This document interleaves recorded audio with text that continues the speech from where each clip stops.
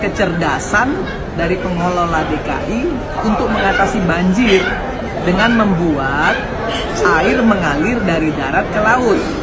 Bukan sebaliknya, air yang tumpah dari langit dimasukkan ke dalam bumi. Bagaimana caranya? Karena DKI, space penyerapan airnya kan tidak banyak. Jadi tidak mungkin solusi itu dilakukan. Hanya orang yang kurang cerdas saja yang mengatakan bahwa air bisa dimasukkan ke dalam bumi, sementara space untuk penyerapan air ke dalam buminya tidak cukup. Dan penyerapan air dari langit ke darat tidak mungkin secepat air yang turun demikian besar dari langit ke darat. Sehingga biar bagaimanapun penyerapan air diharapkan untuk bisa mengatasi banjir, maka tidak akan pernah bisa mengatasi banjir itu sendiri. Kenapa? Karena penyerapan air dari tanah dengan curah hujan yang begitu deras tidak sebanding. Maka yang kami ingin sampaikan adalah belajar lebih baik lagi bagaimana mengelola banjir. Jangan cuma dinarasikan saja. Ya, bagaimana mau menjadi pemimpin yang lebih besar lagi, lebih tinggi lagi? Kalau untuk mengatasi banjir aja harus pakai narasi, negosiasi, dan komunikasi dengan air, tentu tidak mungkin. Untuk itu, sebaiknya jangan banyak bicara, tapi banyak kerja. Anda tahu bahwa di media sosial Anda sering jadi olok-olok karena rekam jejak Anda. Anda kan selalu bilang, lihat rekam jejak aja. Dan kemudian di media sosial rekam jejak Anda yang ditampilkan itu yang buruk-buruk. Saya mulai dari sumur resapan. Dulu Anda bilang bahwa ini akan merupakan solusi untuk mengurangi banjir di Jakarta. Tapi kemudian yang muncul ke permukaan kan sumur-sumur resapan yang hancur lebur, berantakan, dan merusak jalanan. Dan itu menjadi bahan tertawaan. Bagaimana Anda menjelaskan soal sumur resapan yang Anda anggap sebagai solusi mengatasi banjir Jakarta ini? Jadi Jakarta itu adalah kota yang penuh dengan cekungan-cekungan, Bang. Karena itu kita punya banyak tempat yang dulunya rawa. Rawa Bebek, Rawa Belong, Rawa Mangun. Itu semuanya adalah rawa-rawa, tempat yang rendah. Saya beri ilustrasi aja. Di ITC Fatmawati dengan Jalan Fatmawati itu turun ke bawah, jalan raya, itu turun ke bawah bisa sampai 1,5 meter jalannya. Ketika terjadi hujan, tempat-tempat yang cekung ini, selama ini pakainya parit pengantar air. Jadi antarkan airnya dipompa. Yang terjadi adalah genangannya lama sekali, baru dia turun. Kenapa? Karena harus ditarik ke tempat yang lebih tinggi. Nah, di tempat-tempat seperti itu, dibangunlah sumur resapan, sehingga dia turun. Dan terbukti, itu mempercepat surutnya air pada saat hujan deras di tempat yang rendah. Di tempat-tempat itu dibangun.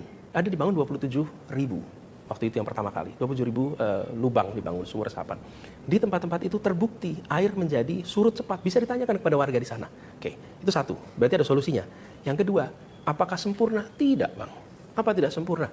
Sebagian pelaksanaan kontraktor itu ada yang dikerjakan dengan rapi, ada yang tidak rapi. Ini kelihatan di lapangan nih. Ya, kita bangun 27.000, ya kalau ketemu ada 50 yang bermasalah sangat mungkin. Nah, 50 inilah yang difoto, 50 inilah yang kira-kira ya, yang digandakan dan diramaikan. Tapi program secara umumnya itu berhasil. Ini bukan kata saya, kata warga juga yang di situ. Lah dari survei, ternyata Mas Adis itu berbagai survei itu nomor 3 doang. Nggak naik kelas itu dari nomor 3. Hanya kalau ada polling Twitter, nah itu paling atas, malah tinggi sekali. Bahkan angkanya itu kadang-kadang ini benar enggak, ini 90% pilih Mas Anies misalnya. Dan ALC sendiri 3 kali bikin 4 malah. 3 kali Mas Anies 5 kali, 4 kali menang. Iya, kayak gitu. Terakhir aja kalah tuh. Itu agak ajaib kalahnya. Ini Mas Anies masih optimis nggak? Atau Mas Anies nggak percaya itu hasil survei? Ya, begini. Terkait sama survei-survei, kami optimis dan kami juga cukup senang dengan apa yang kita lihat sekarang, Bang. Karena angka yang sesungguhnya yang kita butuhkan itu di bulan Februari besok, bukan sekarang. Iya, tentu. Ya, bukan sekarang, besok. Dan menjaga angka itu tinggi terus, Bang, itu tidak mudah sama sekali. Kenapa kami merasa bersyukur?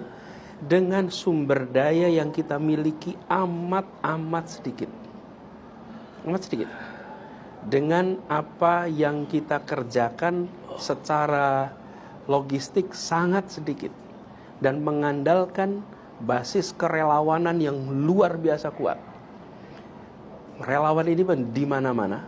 Mereka mengerjakannya dengan sepenuh hati, antusias, dan self-funding. Dengan itu saja kita mendapatkan selisih 2 margin of error.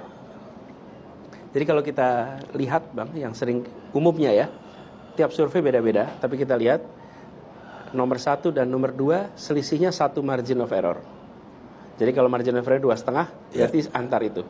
Kemudian dengan yang nomor 3 itu maksimal 2 margin of error. Artinya tidak ada sebuah perbedaan yang luar biasa. Padahal kami belum menggunakan sumber daya yang banyak. Ini baru bekal awal nih Bang. Jadi karena itu kami merasa ya kita bangun aja infrastrukturnya dulu. Nanti ketika kita mulai mendapatkan masa untuk berkampanye, disitulah kita akan kerjakan lebih intensif. Berbeda Bang kalau kita ngebut di survei. Survei itu mempengaruhi opini publik hari ini. Tetapi dia tidak membentuk kenyataan di bulan Februari besok. Tapi kampanye yang sesungguhnya yang nanti dilakukan mulai Oktober sampai dengan Februari itu yang nanti akan berdampak. Jadi kami setiap kali ini seperti ada undangan dari Bang Karni begini, kami datang. Terima kasih karena ini kesempatan untuk kami menjelaskan. Sekaligus kami menawarkan ini loh gagasan keadilan yang ingin kita bawa. Tapi kami tidak terlalu menghabiskan waktu untuk membentuk opini di posisi nomor berapa di dalam survei.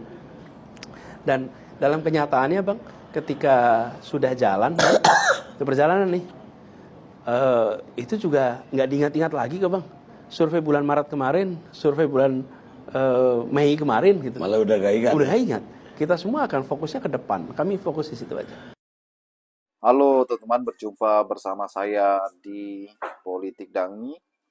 Teman-teman, ya kalau kita melihat bagaimana DPR RI, anggota DPR dari fraksi Nasdem ini teman-teman, Irma Suryani Chaniago, biasa dikenal namanya itu ya, selalu mengkritik Anies Baswedan. Ternyata bukan baru-baru ini saja, namun sudah sejak lama ya.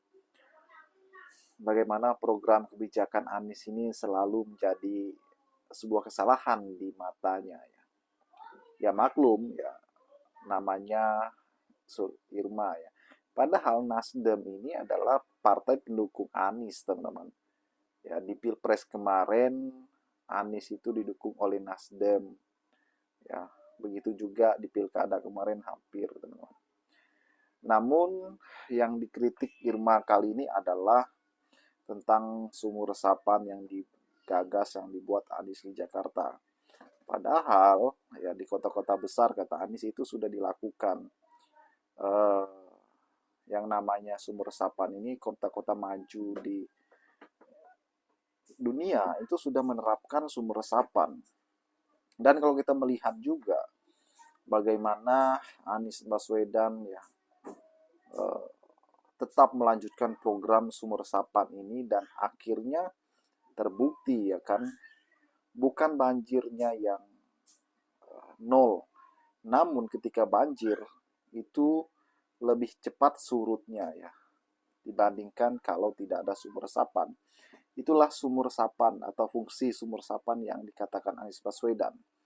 Ya kalau Irma kan kerjaannya cuman mengkritik Anies saja ya, takut Anies menjadi presiden teman-teman. Namun terlepas dari itu ya, sosok Anies Baswedan masih menjadi sesuatu yang populer di negara kita, salah satu kandidat pemimpin masa depan Indonesia yang mempunyai potensi ya untuk menjadi presiden. Itulah ada Anies Baswedan ya, daripada Irma ya kan. Dan kalau kita melihat teman-teman bagaimana kehebatan Anies ini, walaupun beliau belum punya partai, namun orang-orang pada takut dengan beliau ya kan. Bagaimana kalau misalnya Anies nanti punya partai, ketua umum partai, ya saya yakin semua para pembencinya ini pasti ketar-ketir ya. Pasti pucat, pasti tidak bisa tidur tenang teman-teman. Sebab pasti selalu memikirkan Anies gitu.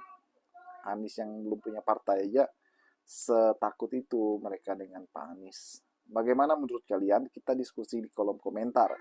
Sampai jumpa lagi. Salam.